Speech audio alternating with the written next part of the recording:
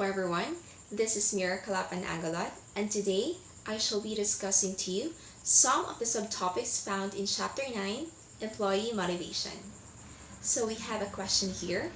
Have the employees' values and wants been met? Well, our work motivation and work satisfaction are determined by the discrepancy between what we want, value, and expect what the job actually provides. So when we say work motivation, this refers to our willingness, to our desire, and to our drive to work properly and to perform our tasks, duties, and responsibilities effectively.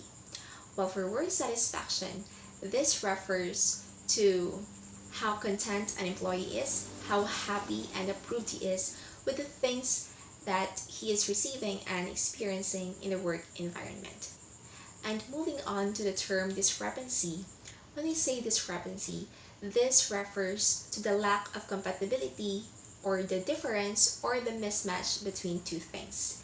So this phrase basically tells us that we would only know how if we are motivated or unmotivated or satisfied or unsatisfied if we would be able to see or spot the difference or the discrepancy between our job expectations, wants, and values, and the reality of the job that we have. And so for everyone to have a better understanding on the concept on the discrepancy between our job expectations or needs and wants and the reality of the job, I would like to encourage everyone to try to ponder. So as you can see on the presentation, there are two pictures. So in the first picture, you can see that there is a puzzle there. And that puzzle symbolizes or represents the employee's life. And as we all know, our lives are composed of different aspects. And those puzzle pieces that compose the entire puzzle represent our aspects or life aspects. And you can also see that there is a hollow space there which is intended for a yellow puzzle piece. And that hollow space there symbolizes or represents the employee's wants, expectations, and values. And that could refer to his want for flexibility, the need for high salary, and the value for honesty. However, instead of a yellow puzzle piece, a red puzzle piece is trying to occupy the hollow space there. And that red puzzle piece represents or symbolizes the reality of the job, which is that the reality of the job is that it is not flexible at all, and that it does not pay well, and of course it does not value honesty, because in that workplace corruption is very rampant. And furthermore, you can also see that the shape of the red puzzle piece does not coincide with the hollow space which is intended for the yellow puzzle piece. So that alone, that means that there is a discrepancy between the two. So that's a discrepancy. And moving on to the next picture, or to the second picture, you can see that the space there is still not yet occupied. And that, what do you call that? That person sitting on top of the puzzle symbolizes the employee. So as you can see, the person sitting there is somewhat frustrated, unmotivated, and unsatisfied, because there was a discrepancy between his job expectations and the reality of the job that he has. And as a result, his life became dull.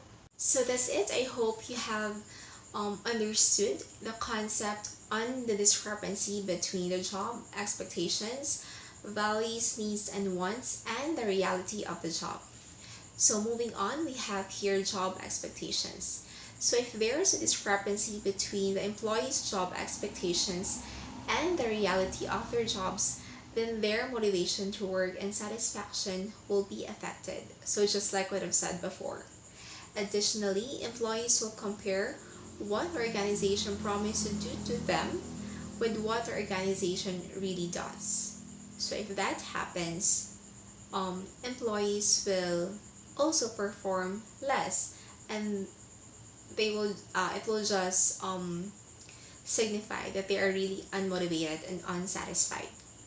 So for example, a recruiter tells an applicant how much fun employees have at a particular company and about unlimited potential for advancement.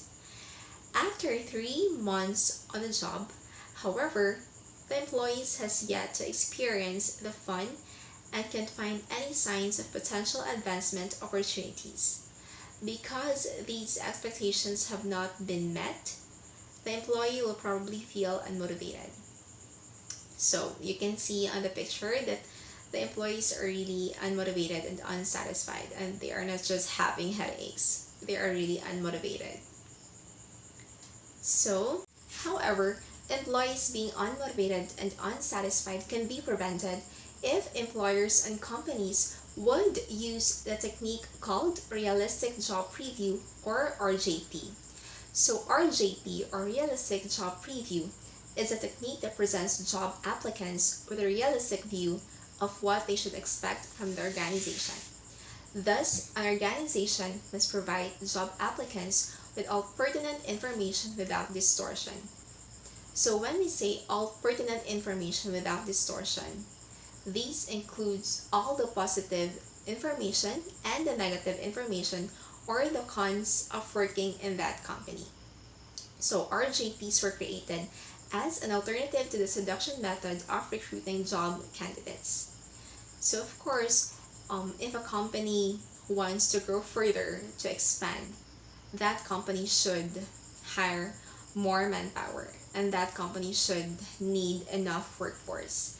And with that, some companies would use the seduction method, wherein they would entice the job applicants of all the positive benefits or all the positive things that they will be receiving once they will be hired in that company. But in reality, it is totally opposite, since the job expectations or the job promises that the employers or the company had promised to their job applicants were not met or were not fulfilled. So realistic job previews were created to replace or to serve as an alternative to that seduction method. Further, since RJPs do not sugarcoat information, two simultaneous organizational goals are accomplished. First, job candidates can self-select out of a job offer that is not a good match for them because of a given accurate information. And second, organizations will have a more stable and satisfied workforce. So, we're done with the job expectations, and now we shall move on to job characteristics. So according to job characteristics theory, which was formulated by Richard Hackman and Greg Oldham, employees desire jobs that are meaningful, provide them with opportunity to be personally responsible for the outcome of their work or autonomy, and provide them with feedback of the results of their efforts. So in this theory, jobs will have motivation potential if they allow employees to use a variety of skills to connect their efforts to an outcome or task identification which has meaning, is useful, or is appreciated by co-workers as well by others in the society, or task significance. So we have a sample scenario here, so let's read the sample scenario. A job in which a factory worker stitches the company logo on shirts that were created by other workers, and in which the quality of the shirts and the logo stitching are evaluated by employees in a quality control department. Because the job does not involve a variety of skills or lacks skill variety, someone else checks the quality of their work, no feedback, or low task identification. Putting logos on a shirt is probably not appreciated by society, or low task significance, and the employee is closely supervised, or low autonomy. Thus, the job would be considered to have low motivation potential. So in relation to the sample scenario, so in a factory, there are a lot of workers, and those workers are divided or designated into the different areas or different departments in the factory. And a factory worker whose job is to stitch logos on the shirts can never have variety of skills because checking its quality is already beyond the scope of his job. And the quality control are the ones that are being assigned to check the quality. And with that, there is no feedback that is being given individually, because whenever the quality control department would see any defect or damage, they would just disregard it. And whenever and if ever they would be giving feedbacks would be addressed to the general population. So there's low task identification.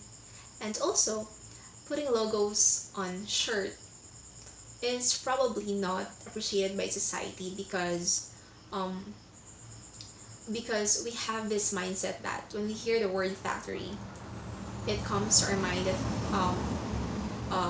the products in a factory are being processed by machines. However, we tend to overlook the fact that there are also factories that are utilizing manpower or people to manually process the products. So that's the hard truth of the job of a factory worker having low motivation potential. And moving on, we're done with the job characteristics, and now we shall move on to the needs, values, and wants. So discrepancy between an employee's needs, values, and wants and what a job offers can also lead to low levels of motivation and satisfaction. 3 theories focus on employees' needs, values. So there are 3 theories that are focusing on the employees' needs and values, and these are the following: Maslow's needs hierarchy, ERG theory, and two-factor theory. So as you can see on the screen, there is a table there, table 9.2. This is a comparison of the Maslow, ERG, and Herzberg theories. So under the Maslow theory, there are the 5 major needs that one or an employee should meet. Starting with the basic level, which is the physical, safety, social, ego, and self-actualization. In the ERG, we have here the existence, relatedness, and growth. And lastly, for Herzberg theory, we have here hygiene factors and motivators. So in a Maslow's needs hierarchy theory, again, there are 5 major types of needs under the Maslow's needs hierarchy theory. So the first one is the basic biological needs. So basic biological needs, these pertains to our basic needs like food, shelter, clothing, electricity, and our other basic needs. So in order for us to meet these needs, we need to work. However, time will come that even if these needs are being met, even if we can eat 3 times a day, we have different clothing, we have a house to live in, even if these needs are being met, time will come that we will still feel unmotivated and unsatisfied because there are still other needs that we need to meet. And that leads us to the next major type of need, which is the safety needs, or which are the safety needs.